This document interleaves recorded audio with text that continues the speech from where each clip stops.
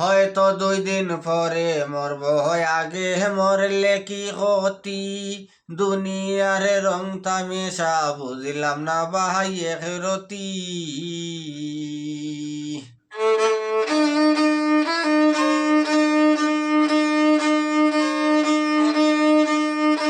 হয়তো 2 দিন পরে মরব আগে মরলে কি ক্ষতি